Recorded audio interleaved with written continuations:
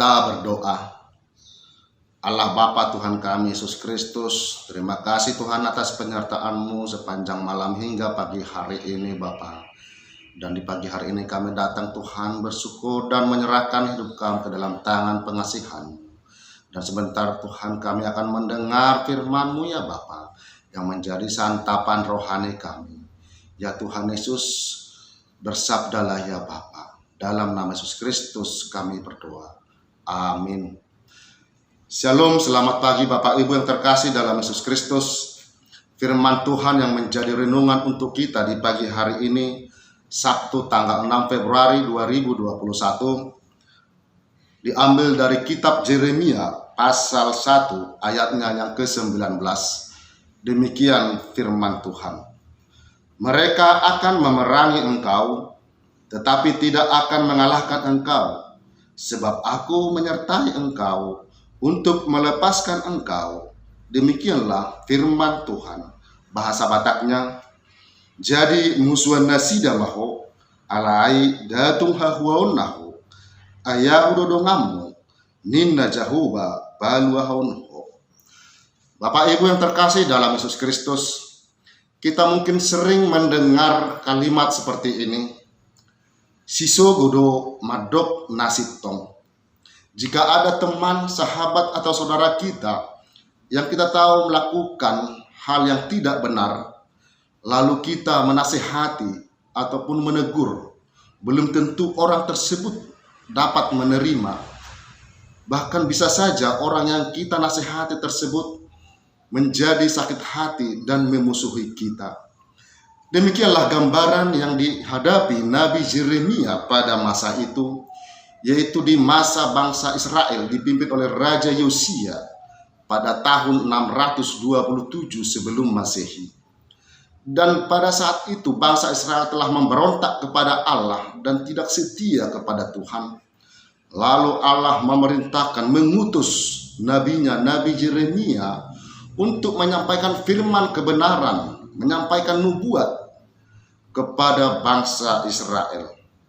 Dan kita tahu Nabi Yeremia dipilih oleh Tuhan menjadi nabinya masih saat dia dalam kandungan ibunya. Dan saat Nabi Yeremia diperintahkan Tuhan untuk menyampaikan firman nubuat kepada bangsa Israel, usia Nabi Yeremia masih sangat belia. Dan tentu Nabi Yeremia tahu betul Kepada siapa dia akan menyampaikan firman Tuhan? Kepada siapa dia akan menyampaikan nubuat? Sehingga dia ada rasa khawatir, rasa takut, karena dia tahu bukan tidak mungkin bangsa Israel, pemimpin-pemimpin, bahkan imam-imam bangsa Israel akan memusuhi dia atas firman nubuat yang dia sampaikan. Dan itulah sebabnya Tuhan meneguhkan Nabi Yeremia dengan mengatakan bahwa musuh-musuh Nabi Yeremia tidak akan pernah bisa mengalahkan, karena Allah yang menyertai Nabi Yeremia. Bapak Ibu yang terkasih dalam Yesus Kristus, lalu bagaimana dengan kita di kehidupan kita sekarang ini? Apakah kita tidak mempunyai musuh? Kita semua mempunyai musuh yang bisa saja sewaktu-waktu menghancurkan kita. Dan musuh kita di zaman sekarang bukanlah seperti dalam peperangan, tetapi yang menjadi musuh kita di saat ini adalah keterpurukan moral, ketidakadilan, kesewenang-wenangan, keserakahan, narkoba yang bisa saja menghancurkan generasi anak-anak kita. Dan semua itu bisa akan menghancurkan kita. Dan tentu juga yang menjadi musuh terbesar kita bisa dari dalam diri kita sendiri, yaitu akan hawa nafsu, kesombongan, kebencian, kegelisahan, ketakutan yang berlebih. Terlebih di masa-masa sulit pandemi COVID-19 saat ini, banyak orang yang mengalami, yang merasakan ketakutan yang berlebih. Bapak Ibu yang terkasih, di pagi hari ini firman Tuhan mengingatkan kita bahwa senantiasa Tuhan akan menyertai kita dalam menghadapi musuh-musuh kita.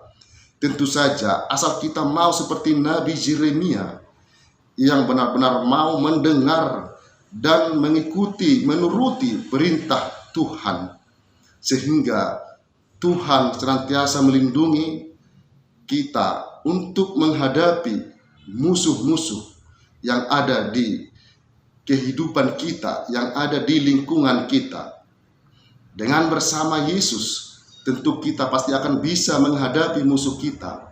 Seperti dalam nyanyian kita di buku Wende nomor 474 dikatakan, Rapon Yesus boyau monang, talu musuhi naro.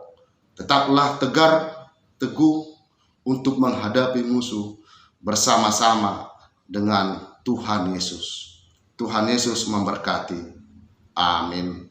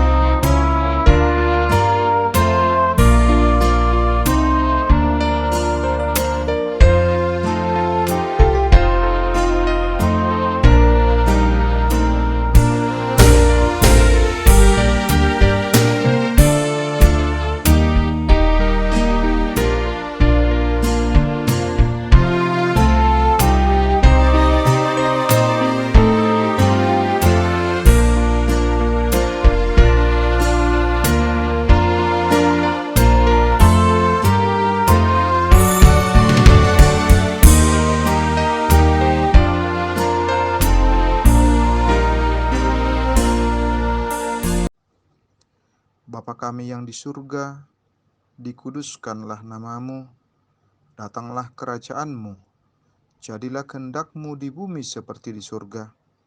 Berikanlah kami pada hari ini makanan kami yang secukupnya, dan ampunilah kami akan kesalahan kami, seperti kami juga telah mengampuni orang yang bersalah kepada kami.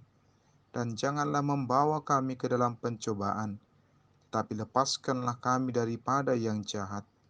Karena Engkau yang punya kerajaan, dan kekuasaan, dan kemuliaan sampai selama-lamanya. Amin.